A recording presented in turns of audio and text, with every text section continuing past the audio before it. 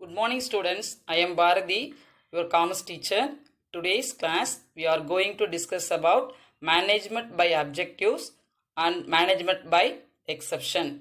In the last class, you discussed about two lessons. The first lesson is principles of management, and then second lesson is functions of management. Now we are going to learn about management by objectives and management by exception. We saw the topic of management by objectives, objectives of MBO, futures of MBO, process of MBO, advantages of MBO, disadvantages of MBO, meaning of MBO, process of MBE, advantages of MBE, and disadvantages of MBE. So now, meaning of management by objective. Management's member of the organization effectively participate and involves himself. It creates self-control and motivates the manager into action before somebody tells us to do something. There are two authors given definition of MBO. MBO is popularized in the USA by George Oden. According to him, MBO is a system wherein the superior and the subordinate managers of an organization jointly identify its common goals. So define each individual's major area of responsibility in terms of result expected of him and use these measures, guides for operating and unite and assessing the contribution of each of its members. And another one author, Professor Rettins, defines MBO as the managerial positions and the periodic conversions of those into measurable, time-bound objectives linked with future planning. MBO. Next topic, what are the objectives of MBO? Management by objective is intended primarily to measure and judge performance. Then second one, to relate individual performance to organizational goals, to clarify both the job to be done and the expectations of accomplishment, to serve as a device for organizational control and integration. So these are all the objectives of MBO. And then next topic, what are the futures of MBO? To integrate the goals of an organization and integrate the goals of an organization and individuals, to integrate the goals of an organization and integrate the goals of an organization and individuals. That means first you have to set the organizational goals. Based on that, you have to give each and every department goals and objectives. And then second one, futures. It tries to combine the long run goals of organization with the short run goals. And then third one, management tries to relate the organization goals with society goals. And fourth one, it emphasizes not only on goals but also on effective performance. And then fifth one, it pays constant attention to refining, modifying and improving the goals and changing the approaches to achieve the goals on the basis of experience. That means capacity. And sixth one, it increases the capability of achieving goals at all levels. And seventh one, to motivation and satisfaction is available to employees through management by objectives. And eighth one, the participation of employees in goal setting process. And ninth one, futures of MBO is it aims at replacing the exercise of authority with consultations. And then last one, futures of management by objectives is to encourage a climate of trust, goodwill and a will to performance. Goodwill means get the good name. So these are called features of management by objectives. The next one, process of management by objectives. What are the process of management by MBO? There are 8 topics are to be followed. The first one is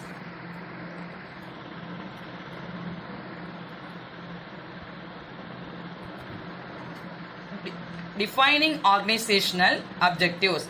Organizational objectives are framed by the top level employees of an organization. First, long-term organization and then short-term objectives are framed taking into account. Then second one, process, goals of each section. Each section, department or division are finished on the basis of overall objectives of the organization period within which these objectives. So first you have to fix the goals or objectives. And third one, fixing key result area. A fixing key result area is fixed on the basis of organizational objectives premises. You have to check whether the department in particular period they are achieve their goal or not. They are achieve their goal or not. You have to check it. And fourth one, setting subordinate objectives or targets. So that means you have to periodically want to check the subordinate objectives, the reach or not again and again. And fifth one, matching resources with objectives. What are the resources are available in our company based on the resources? You have to set the goals, otherwise you can change the objectives based on the resources. And sixth one, periodical review meetings. What do you mean periodical meetings? Periodical means monthly once or 3 months once. In that review periodically, you have to conduct the meeting, talk to the subordinate, how there are performance, what are the difficulties, you have to ask.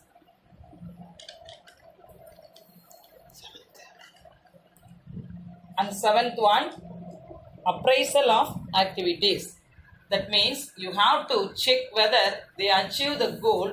It means to check or otherwise is what is the sum of the mistake for you.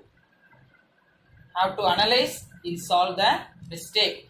And eighth one, reappraisal of objectives. Suppose the people are not reaching the goal, means you have to reappraisal. That means reset the goals and induce the chart to achieve the goal. So each department in simple way.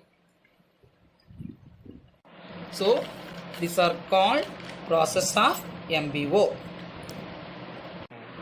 Then go to next topic. What are the benefit or advantages of management by objectives? There are 10 advantages of MBO. The main 10 objectives. The first one is the objective setting or various levels of management under MBO, and this commitment ensures hard work to achieve them. And second one, benefit. Process helps to managers to understand their role in the total organization. And third one, benefit. Manager recognizes the need for planning and appreciates the planning. And fourth one, it provides a foundations for participative management. Subordinates are also involved in goal setting. And fifth one, systematic evaluation of performance is made with the help of management by objective. And then seventh one, MBO gives the criteria of performance. It helps to take corrective action. And then eighth one benefit, delegation of authority is easily done with the help of MBO.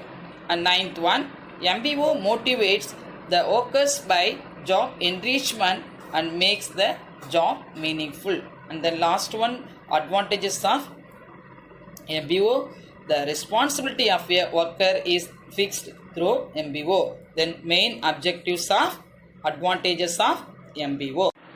The next one, disadvantages or drawback of the management by objectives. There are 5 important points are to be followed. The first one drawback is phase 2 explain.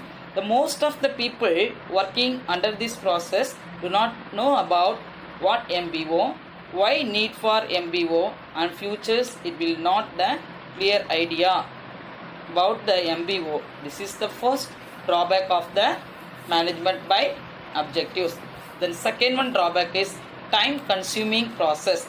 It have told whenever the decision can time consuming process need from the top level to lower level. Whether he taken small decisions need the person to know the suggestions for opinion. Too much of time consuming is requiring from the senior level to lower level. After the decisions big frame it is needs to pass on the lower level. The next one, heavy expenditure, that is indicate to have this MBO is required lot of money. They need more amount of MBO so that they want to pay on the